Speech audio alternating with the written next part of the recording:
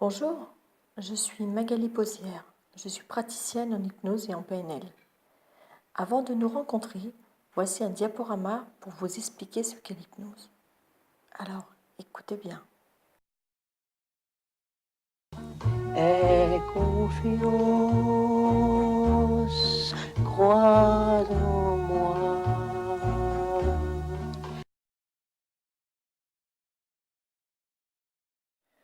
Pour beaucoup d'entre nous, la première image que nous avons de l'hypnose est K, le serpent qui prend le contrôle de l'esprit de Mowgli. Bien entendu, l'hypnose, ce n'est pas cela. Mais on a tendance à garder cette vieille image. Il faut bien comprendre que les hypnotiseurs de spectacle exploitent ces souvenirs d'enfance en s'adressant à notre inconscient et en nous montrant des choses extraordinaires qui valident nos croyances de l'enfance. Mais il faut bien comprendre qu'on arrive très très vite dans l'illusion.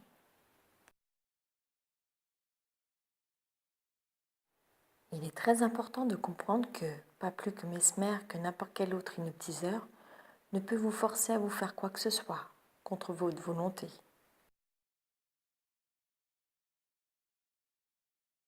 Vous allez vite comprendre que tout le monde est réceptif à l'hypnose, puisque vous passez énormément de temps en hypnose sans en être conscient.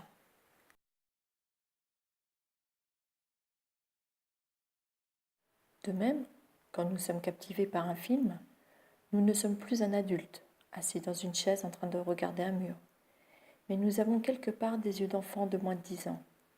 C'est là que l'on commence à entrevoir que notre inconscient est un gamin, quelque part. Un petit peu naïf, on se projette dans l'histoire, comme si c'était vrai. C'est le fameux jeu du comme si. Si vous avez regardé un film comme Superman, il faut bien avoir des yeux d'enfant, parce que voir un type qui vole en slip pendant 2 heures et s'y intéresser, forcément, ça n'a rien de conscient. Par exemple, lorsque vous lisez un livre, vous êtes plongé dans un état hypnotique.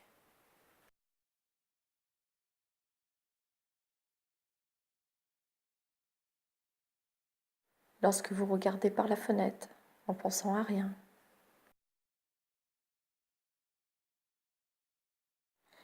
L'hypnose thérapeutique, c'est une relation de confiance entre deux personnes. C'est un échange. L'hypnose peut vous aider dans de nombreux cas.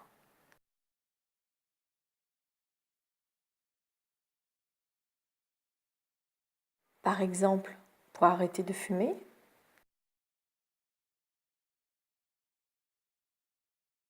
pour perdre du poids en respectant votre horloge interne et retrouver un poids de forme naturellement, pour être simplement bien dans sa tête et dans son corps,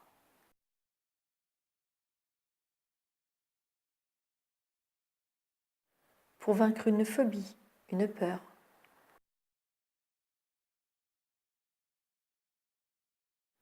pour retrouver la confiance en soi,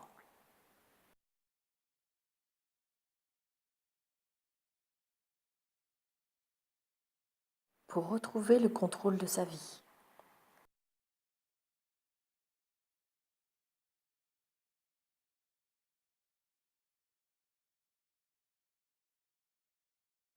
Pour atteindre ses objectifs personnels et professionnels.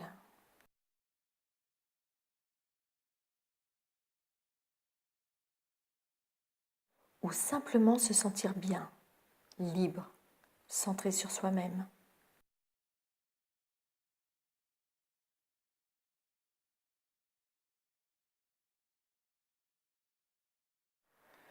Pour être vous-même, tout simplement.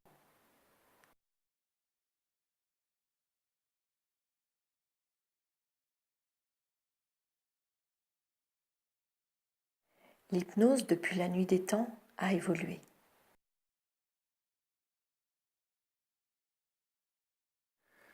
Puis un formidable outil de changement est né aux États-Unis, dans les années 1930, avec le psychiatre américain Milton Erickson, qui va bouleverser les conceptions de l'hypnose et de la thérapie en général.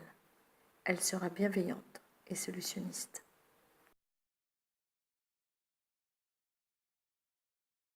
Dans les hôpitaux, l'hypnose est de plus en plus proposée aux patients pour remplacer les anesthésies générales, pour soulager la douleur, l'anxiété.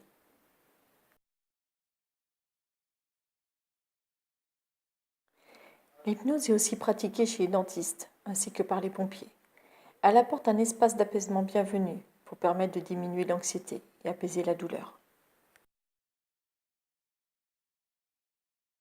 Nous retrouvons l'hypnose aussi dans la presse et les médias.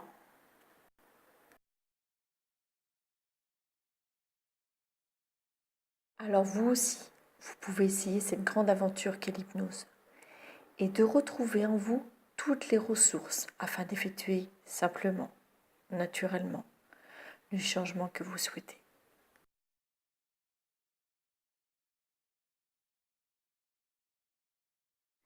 Alors faites appel à une professionnelle de l'accompagnement.